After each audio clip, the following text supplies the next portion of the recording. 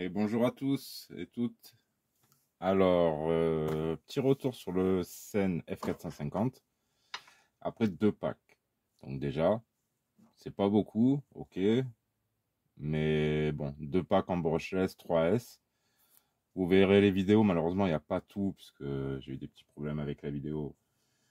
Comme tous ceux qui font les vidéos, voilà, il manque un paquet de gamelles, de chocs. Voilà, on va pas, je vais pas dire, mais je suis pas un pro du pilotage. Et il a bien souffert, y compris la carrosserie. Elle a tapé des murs, elle a tapé des sales endroits, elle a fait des tonneaux. Elle a roulé un petit peu dans des petites flaques. Alors si vous êtes au courant des actualités, à savoir que lundi 4 octobre, il a plu énormément dans le sud. Et le lendemain, ben, il restait quelques petites flaques d'eau. Pas grand chose. Voilà. Donc si vous avez vu le run juste avant, vous verrez qu'il a quand même souffert. Voilà, là on voit l'état comme il est. Donc, ce que je vais faire, bon déjà je vais dire j'en suis content. Franchement, même pignon de 19, c'est-à-dire un très gros pignon pour la machine par rapport à la boîte, il s'en est très bien sorti, ça marche assez bien. Super fun à conduire, j'adore. Impeccable. Bon là, il a nettoyé, ça a dû bien prendre en dessous. Et malgré tout ce qui s'est passé, pour l'instant, alors je m'en sors de premier visu. Hop là. Déjà, il faut que je m'en sorte.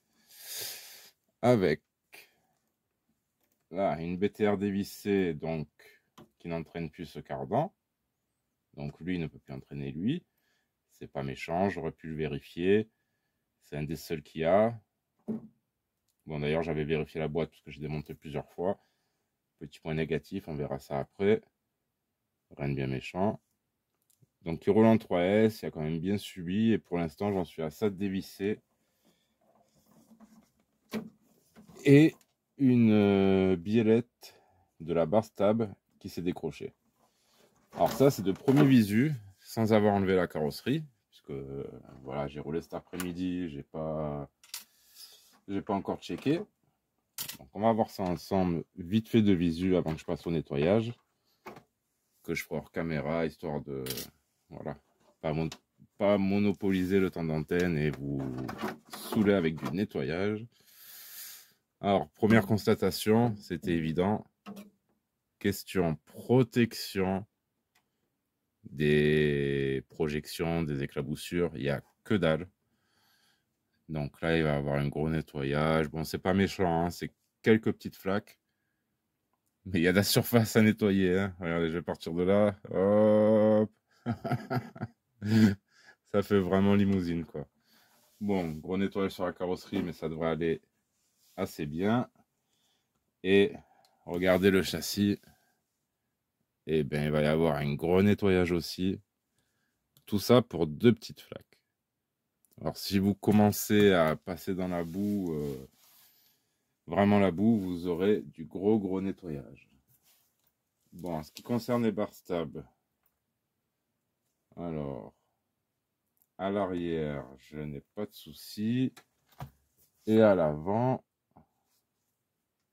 elle est bien juste déclipsée. Donc, si j'ai assez de force, voilà. À l'avant, c'est réglé. Bon, le fait que ça soit juste enlevé ici, vous voyez, la barre stab est sur une rotule ici, clipsée. Si vous n'avez pas ça, ça prend vraiment du torque twist, excusez-moi, et vous avez vraiment la machine au freinage qui va s'écraser de ce côté. À l'accélération, ça va être pareil, vous allez avoir énormément de torque twist. Enfin, vérifiez-les de temps en temps, c'est très important pour un usage routier, voilà, rouler assez vite. Bon, là, j'avais mis une vieille batterie.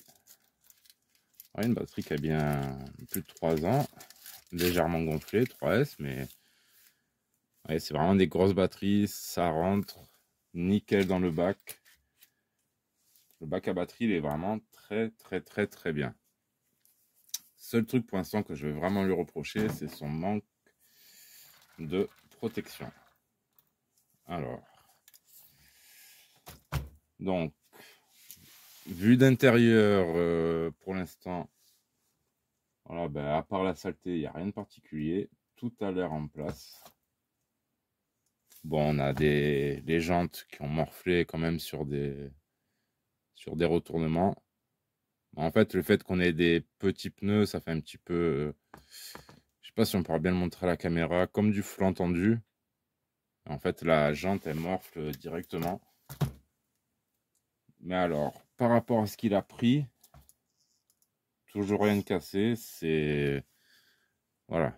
Il tapait de plein fer dans le pont. Tout va bien. Vraiment des petites rayures sur le pont. Alors, qualité plastique, je trouve que c'est au top. Qualité de la carrosserie aussi. Mais bon, ce que je vais faire, excusez-moi d'avoir fait bouger. Je fais un petit nettoyage. Et on va reparler de ce Scène F450 après 2 packs. Voilà. Pourquoi 2 packs aussi? C'est un petit peu les... Comment dire? Ce qui va vous montrer les faiblesses de montage de la machine. Évidemment, s'il y a des soucis mécaniques, vous allez le voir aussi. Mais dans le cas où vous avez une bonne mécanique, une bonne transmission, ça va être une vis mal serrée par-ci, par-là. À mon avis, la vis qui s'est desserrée n'avait pas de lock-tit, donc c'est ce qui s'est passé. Ça m'a desserré le petit truc. Voilà. Je croyais que j'avais une grosse panne, c'est rien du tout. Donc, apparemment, ça encaisse. Ça encaisse bien. Puisque là, je sais pas combien il allait, mais un bon 55-60, je pense. Bon, je le prendrai au GPS à l'occasion. Mais il a bien roulé. Et encore une fois, dommage que j'avais pas... que je n'ai pas pu filmer. Donc, je vais démonter ça. Je vais le nettoyer. Et je vous reprends pour un petit avis intermédiaire des 2 packs. Voilà. Allez. À tout de suite. Alors, nous revoilà après le nettoyage. Je vais faire une petite parenthèse nettoyage. J'ai fait un nettoyage vite fait. Il n'y a que 2 packs. Bon, il est passé vite fait dans l'eau. Rien de méchant. Alors, ça m'a mis du temps. Peut-être 1h30 environ. Mais bon, comme ça, en écoutant de la musique, en faisant autre chose, histoire de se vider la tête. Et le nettoyage, voilà. J'ai utilisé un pinceau, un deuxième. Vous voyez, bien frotté. Bon, évidemment, la carrosserie, un chiffon, un petit coup de produit à vitre. Voilà, et puis après un petit coup de pinceau. Et encore, vous voyez, il reste encore des petits trucs.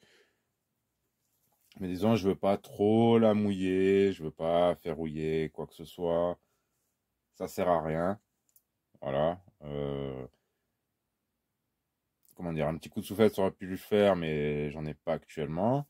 Donc pour moi, le pinceau, c'est très bien. Et ça vous permet de prendre votre temps et de voir votre machine, voilà, telle qu'elle est, de voir ce qui a pu casser, ou bref. Enfin, pour moi, c'est un petit moment de détente. Le pinceau, c'est comme la mécanique avec les tournevis. Ça me plaît, c'est plaisant. Bon, on ferme la parenthèse. Revenons à nos moutons, plutôt à notre biquette. Salut David, salut Grandou. Je pense à vous les gars. Donc, notre biquette bleue. Alors, bon, vous l'avez vu, elle a fait pas mal de retournements. Ce que vous n'avez pas vu, c'est qu'elle est aussi rentrée dans des murs, rentrée dans une voiture, dans dans une roue de voiture à l'arrêt. C'était la mienne, hein. Non, c'était même pas la mienne. Mais bon, bref, la voiture n'a rien. Alors, ce qui est étonnant, c'est la solidité de la carrosserie. Je vous garantis, elle est vraiment, mais vraiment solide. Alors, évidemment, on a des rayures, ouais, mais je n'ai même pas un petit impact de déchirure à l'avant. Pourtant, on a fait des sauts. Vous le verrez aussi, c'est pas fait pour. Mais enfin, elle a tapé, en plus, elle a fait du goudron principalement, du goudron en très mauvais état. Je m'attendais vraiment à pire. Et au final, ben, ça s'est super bien passé. Je suis même très surpris. Les stickers, tout en bon état. Alors ici, on a les rayures. Tout à fait normal. Voilà ce qui est exposé. Vous voyez, ce côté. Mais pour moi, limite, c'est à peine rayé. Alors que d'autres carrosseries se rongent, y compris les incassables. Celle du E5 à mon fils, on commence à voir à travers à force de frotter sur le goudron. Là, vous voyez les angles de benne qui ont frotté. Et les rétros.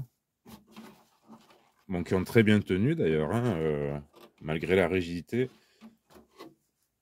Ça va. Bon, après, c'est pas une machine qui roule en 6S, elle roule en 3S, mais quand même assez. C'était quand même assez rapide pour son gabarit, pour ce type de machine. En plus, à chaque fois qu'elle se retournait, ben, c'est une machine qui part sur le toit et elle a vite fait de faire le tour complet. Vous voyez. Bon, au final, je sais que ça l'abîmera pas, mais franchement, on est sur du costaud. Bon, je reviens pas sur la calandre qu'ils auraient pu faire, mais une petite protection ici. Vous voyez, c'est un Racing. Si un jour vous écoutez, je pense pas. La petite barre de toit, une petite protection de benne. Et franchement, la carrosserie ben, restera dans un très bon état pendant longtemps. Si vous regardez les côtés, ben, franchement, pour les retournements, en fait, le rétro protège de tout. Enfin, tout le côté des portières. C'est vraiment pas mal. L'arrière n'a pratiquement pas morflé. Même si, pareil, à l'avant, on l'a, vous voyez, on a une mousse, qui d'ailleurs est un peu haute. Donc ici, ça aura sûrement tendance à se déchirer un jour ou l'autre. Il aurait fallu que je la relève, mais non. Je trouve que la hauteur est très bien comme ça, le design est très bien comme ça. Donc à l'arrière, ils auraient pu, encore une fois, par rapport au prix, mettre une petite mousse. Vous voyez, jusqu'à ce niveau-là. Mais, je dis encore, à ce tarif-là. Ce tarif-là, en fait, peut-être elle est vaut, puisque c'est quand même une bonne machine. Moi, j'aime bien. Je vous donne déjà une bonne carrosserie, solide. C'est vraiment pas mal. Vu la longueur, vu comme elle est faite, et ben franchement, très bien. Donc, carrosserie satisfait, très satisfait de la carrosserie. Bon, j'ai changé, comme j'avais dit dans la vidéo précédente, les pins de carrosserie par des 1.8, un petit peu moins gros à l'avant, mais quand même plus gros que ceux d'origine. Ça, c'était un peu déconné aussi. Chose que j'ai remplacé ici aussi, vous voyez, au niveau des tourelles. Les tourelles, pour régler la hauteur, vous le faites avec des clips, enfin des goupilles. Et pareil, j'ai fait passer des modèles 1/8 dessus. Voilà. Alors, comme je vous ai dit, nettoyage sommaire. Vous voyez, on le voit bien ensemble, au bac à batterie. D'ailleurs, c'est un point faible de cette machine. Bon, c'est bien, on a de la place, mais vous voyez tous ces trous. Partout. Bon, c'est rien. C'est vraiment pas méchant, mais voilà, c'est une vraie galère à aller nettoyer tout ça. C'est... Voilà. Bon, après, vu que ça va rouler, on va pas le nettoyer tous les 4 matins. Donc, vous l'avez vu comme c'était. Voilà, après, un coup de pinceau, un petit coup de pinceau. Bon, dans l'ensemble, ben, tout est très bien, tout est de bonne qualité, tout a très bien tenu. Je suis assez content d'avoir les écarteurs, vous voyez, ce qui va rigidifier le châssis, c'est en plastique. Les 3/4, même 90% des vis sont dans le plastique. Donc pas besoin de frein filé, tout va bien. C'est vraiment top. Le seul truc en frein filé, enfin le frein filé que j'ai dû mettre, c'est ici. Vous voyez, sur cette noix. Et là, il n'y aura plus aucun souci. C'est le petit problème que j'ai eu lors du run. Ça s'est dévissé ici. Et du coup, ben, les roues arrière n'étaient plus entraînées. Et j'étais en traction. Tant que j'y suis, ici aussi, Petit détail, alors dès que vous voulez, comment dire, changer le pignon, changer le moteur, et ne serait-ce qu'ouvrir ce cache, du fait qu'il y a la boîte de réception et le variateur ici, qui pourrait être changé par la suite, ça je verrai par moi-même, ben, du coup vous êtes obligé d'enlever les 4 vis en dessous pour changer le pignon moteur. Alors que sur les crawlers en général, bon ce n'est pas un crawler, mais vous enlevez juste les 2 vis, vous avez toujours un accès par devant, enfin c'est plus ou moins facile. Là, bon, vous avez 4 vis en plus. Après, sur ces 4 vis, je pense que voilà, là on va en venir à la config. Ce que j'aime bien avec ce châssis, vous voyez, on a de la place et ils ont quand même prévu des emplacements. À l'arrière, ici, même devant. Bon, devant, ils ont tout mis devant. Mais je pourrais très bien balancer le vario sur le milieu ou sur l'arrière, décaler la batterie sur l'arrière et même inverser le moteur pour avoir le moteur vers l'avant ou le laisser vers l'arrière et garder un maximum de poids vers l'arrière. Je vous avouerai que j'aurais bien aimé arriver à faire des petits cabres avec cette machine, mais bon, ça va être un peu compliqué vu la longueur et le grip des pneus. Bon, les pneus ça s'améliore. Comme j'ai dit au début, j'ai trouvé jouer. Bon, ils sont toujours durs, mais même s'ils sont grands et taille basse, déjà ils sont un peu plus souples maintenant. Et avec, je sais pas si vous le verrez à l'image, mais la jante est très souple. Alors ça encaisse super bien. Évidemment, là où je roule, vous voyez l'arrière qui saute, ça part un peu dans tous les sens. Faut pas oublier, c'est un 1/10. Ce n'est pas un monster truck. Les routes de mon quartier sont vraiment éclatées. Voilà, c'est. Vous passez même avec une GT1 8, même avec un buggy. Il y a des moments, c'est très très chaud. Donc moi, je trouve qu'il s'en est très bien sorti. J'adore la conduite. Ça fait penser un petit peu ou à une 2 roues motrices ou à une espèce de comme un petit UDR, un Baja. Enfin, c'est très joueur du cul et du tulle, pardon, excusez-moi. Très joueur du tulle et c'est plaisant. Malgré, enfin, ça reste un 4 roues motrices avec 2 diffs. Évidemment, là, vous n'avez pas de diff, vous avez une boîte de réduction, une boîte de vitesse. Mais il n'y a pas de vitesse, il n'y a qu'une vitesse. Mais franchement, très très joueur. Ça ne plaira pas à tout le monde. Voilà. Déjà, si vous n'aimez pas le style de conduite du 2 roues motrices, si vous n'aimez pas vous battre avec le volant, braquage contre braquage, laissez tomber. Voilà. Mais sinon, le fait de cet empattement long, ça fait des drifts magnifiques quand on arrive à les gérer. Bon, chose que je fais pas trop en vidéo. Hein. De toute façon, quand je conduis en vidéo, je suis une brêle, comme tout le monde. En vidéo, ça veut pas. Hors vidéo, et enfin, vous prenez du plaisir. C'est voilà, ça se conduit vraiment pas mal. Les pneus qui grippent pas trop. Enfin, je parle sur goudron, hein, vous l'avez vu, j'ai conduit sur goudron, un peu sur terre, enfin, sur terre très sèche, du gravier. Ça se conduit aussi bien, mais bon, il n'a pas trop roulé dans ce genre de conditions. Moi, je pense que ça va être un véhicule. Je vais essayer encore d'augmenter la vitesse, parce que franchement, ça me plaît avec ça. Et essayer de taper des gros travers et des grosses vitesses de pointe. Enfin, m'amuser à le dompter. C'est vraiment. J'adore. C'est bien équilibré. Ça respire la solidité. Les amortisseurs, aucun souci. Bon, la biellette de la barre stable qui s'était déconnectée, c'est rien du tout, et tant mieux. Vaut mieux que ça se déconnecte que ça casse. Voilà, sinon, rien à dire. Ah, si, non, rien à dire. Je vais pas mentir. Voilà, je vais pas vous la faire à l'envers. J'ai eu une casse avec. Alors, quelle est la casse? Alors, voyez, le petit crochet, ça c'est moi qui l'ai rajouté à l'arrière. Ça vient d'un Meskel crawler. Et en fait, vous voyez, ça a dû faire levier et ça m'a arraché les 2 pattes au-dessus, qui ne sont pas faites pour ça. C'est fait pour tracter. Et encore, je pense qu'on pourrait mettre un attelage ici, un vrai attelage pour tirer des remorques. Donc ça, c'est un peu de ma faute. J'aurais pas dû le mettre pour l'usage que j'en ai fait. Donc voilà la casse que j'ai eue, ça me paraît normal. Alors je termine, j'espère, je vais terminer un jour, en précisant que pour ceux qui, pareil, qui n'ont pas vu la première vidéo, je suis passé directement sur un combo brushless sur Pasobi. Bon, on va pas parler de prix, je sais plus à l'époque, mais 30-35 euros, une trentaine d'euros. Donc un Vario 60 ampères, un moteur 3665, je vais y arriver, excusez-moi, il est tard.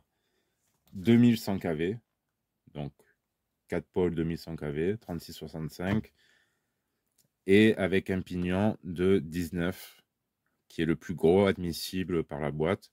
On a quand même un peu de réglage, mais là 19, je suis vraiment à bloc. Le moteur a chauffé, mais je posais mes doigts dessus facilement. J'ai les doigts dodus aussi, hein. C'est pour ça que j'ai cache sous des gants. Alors, vous voyez, en fait j'ai l'air squelettique, mais non, non. Bref, on en revient encore une fois à la machine. Amorto plastique, ils ont très bien fait le taf. Les roues, bon, comme j'ai dit, ça s'abîme à l'extérieur, mais comme c'est les 6 mêmes roues, vous pouvez passer celle à l'arrière, à l'avant et vice versa. Donc, pour lui redonner un beau petit look, et il suffira de les retourner. Voilà. Les 4 roues sont les mêmes. Vous voyez, à l'avant, on dirait pas, mais en fait, si vous la retournez, ben, vous vous retrouvez avec ce déport. Donc les roues avant, pareil, ils encaissent bien les chocs. C'est comme l'arrière, enfin très bien. Je vous dis 2 packs en 3S avec un plus petit pignon, l'autre avec ce pignon. Bah franchement, rien à dire, hein. C'est tout neuf. Voilà, j'ai huilé un peu mes roulements. Bon, la boîte était graissée. J'ai pas ouvert les diffs. Ça, je verrai plus tard. Franchement, je vais laisser comme ça. Par contre, je vais avoir pour projet, bon, bah, de rechanger le combo. Passer sur un peu plus de KV.